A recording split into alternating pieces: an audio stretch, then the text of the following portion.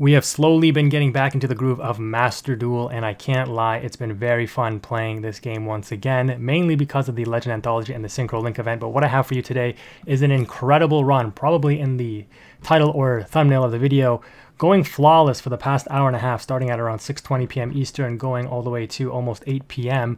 for the past hour and a half with CRUSADIA of all decks. And the match that I have showcased for you today is going to be against the best deck of the format, usable for some reason in this event, in the Snake Eyes deck. We're going to show you how CRUSADIA was able to basically out-resource the Snake Eyes deck.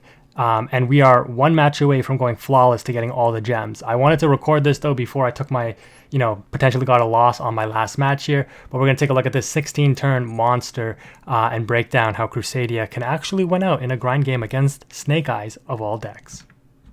So if you are a Master Duel bro, or even if you are one of the new Lorcana players subscribed to my channel and you're watching this content, leave a comment below and let me know if you've seen any of my older content, because I was kind of tearing up thinking about all the insane stuff we used to do with Floowandereeze, looking at like the records that we went on and so on. It's a bit nostalgic.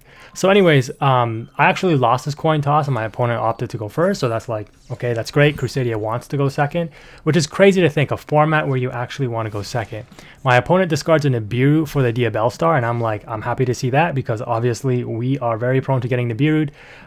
So yeah, they've got the Seeker, they've got the DIABELLSTAR, they've got a set card, which is likely an Imperm, and probably a hand trap in hand. Otherwise, they would have been able to play through some extensions there. So we're going to start off and just go through our combo. We're going to start with the Magus and special summon the Reclusia to it, and we're going to activate the effect here because I wanted to chain block against an Ash because I do need the search.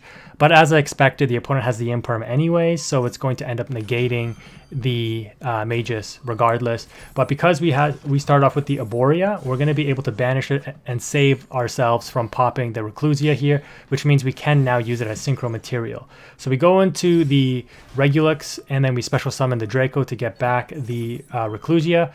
A little unfortunate because we can't use it this turn, so getting the opponent to waste the bell on that is very, very good, because again, it would have been nice for next turn, but it's fine.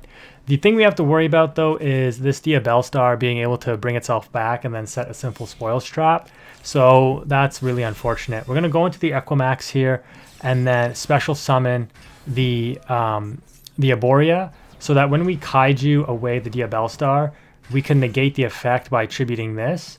And because we search the Revival, we're going to be able to beat over the DIABELLSTAR in defense mode. So if the opponent was kind of it's not necessarily wrong, but if they would have brought it out in attack mode, I would have had to crash. But I am able to out the DIABELLSTAR here, which is pretty good. And now my opponent is on one card. Unfortunately, we have nothing either. They start off with a Snake Eye Oak and go into a Lingaribo and then just pass turn. So that's good to see that they don't have any extension. We draw an Imperm and I'm like, okay, I'll just, swing into this and force it to sack itself. And then set the Imperm, so I should be safe for another turn against whatever the opponent might have here. So two cards, they activate the Snake Eye field spell and put a Flameburge Dragon into the spell and trap zone. We draw the Call by the Grave here, which is very relevant. I'm just going to go ahead and attack for 25 and then set the Called By and pass. Called By, very, very good into these Snake Eye, graveyard effect monsters. The opponent top decks the DIABELLSTAR, so it's pretty good. Sends the Flameburge to special summon it. Use the effect to set a Sinful Spoils trap, but because they have a DIABELLSTAR in the graveyard, we're going to use the Call by the Grave to negate it. And you might be asking, why not use the Imperm?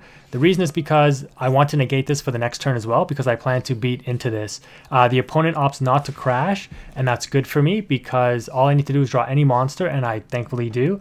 And we're going to be able to put that into the zone that the Equimax points to, and then just go into the Avermax here anyways, and then deal 3,500 damage to the opponent, putting them at 2,000. And the DIABELLSTAR does not activate, or they could activate it, but it would be negated because we called by the one on the previous turn. The opponent has a third DIABELLSTAR, and I'm like, are you kidding me? They discard Talons for it, and we just Imperm it to prevent the Simple Spoil set. But we're going to have to deal with this again when we beat into it, right? They're going to be able to send the field spell, special summon it, and set a Sinful Spoil spell or trap. So we don't want to do that. They top deck an Ash and go into Baron, use Baron to pop field spell, and pass. So I'm like, okay, they're obviously going to use Baron tag out here. We draw call by, and I make a huge mistake. This is what happens when you haven't played the game for a long time. For some reason, I thought Baron puts itself back and like as part of the cost, and then special summons from the graveyard. So I'm like, okay, I'll call by. But no, the Baron is still on the field, so therefore the opponent can use the effect to negate with Baron, and I'm like, oh my god, I just lost the game because of that, potentially. Because what I could have done is wait for the Baron to be put back, let the Diabellstar get summoned, they activate the effect on a new chain link, then I activate the call by because there's no more Baron to negate, and because they have... Wait, don't they have... Yeah, they have the third Diabellstar in the graveyard, I can then call by it, and therefore the one on the field fizzles, I can beat into it, and then all the Diabellstars are gone and none of their effects will ever trigger. I've banished 2 with the Call by the Grave. Unfortunately, I screw up there, and that could have potentially cost me the match. So, yeah, we screw up big time there. They can't set a second Sinful Spoils trap because I guess they already set one this turn, or they just don't have any left. I don't actually know if anybody in the comment section knows about how this triggers. Because they special summoned it and set already, can they, if it goes to the graveyard and it's special summoned during the effect of me getting it off the field by an opponent's card effect, if they bring it back, can they set a second one? I don't think they can, but yeah, I guess they didn't end up doing it anyways. So now they're going to be able to go kind of full combo here with the Poplar and just pop off here. But we do have Nibiru, thankfully. So yeah, they're just going to do Simple Spoil things. And I'm like, all right, yeah, this is a little unfortunate. I have to be very careful here. And I want to Nibiru at a point in time where I know that they will not be able to have their token survive. Like I can beat over the token. So I have to be very careful of that. Because they go into the IP Masquerena and they have 4 materials on board here, I want to prevent... the Appaloosa potentially, which is like, I don't know if it's too significant because like I don't know how they're outing this Avermax, but I didn't want to take the risk here. So on the summon here, and I know this is 2900 defense, I bring out the token by Nibiruing the field, and I didn't actually realize that this card had a, you know, another effect to bring out the Ash. So they're able to bring out Ash, go into Hida, and bring out my Reclusia, and the effect triggers to destroy my Nibiru.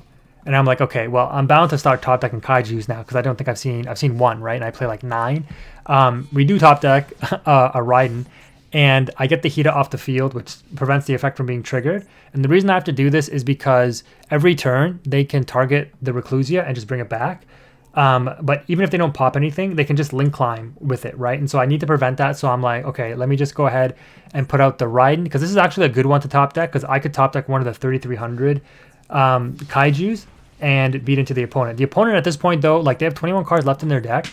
They've gone through a lot of their engine, right? They've gone through all 3 Diabellstars, 2 of the Flamebirds Dragons, a lot of the 1 of Snake Eye, level 1 monsters, and 1 Poplar already, right? So they're running thin on resources to play any extension game. We do end up top decking the Jizukiru. The opponent, I think, at this point gave up because they know they were out of resources, and they just sack their Kaiju with the Virus spell, and then we end up attacking for game. So what a grind game that was.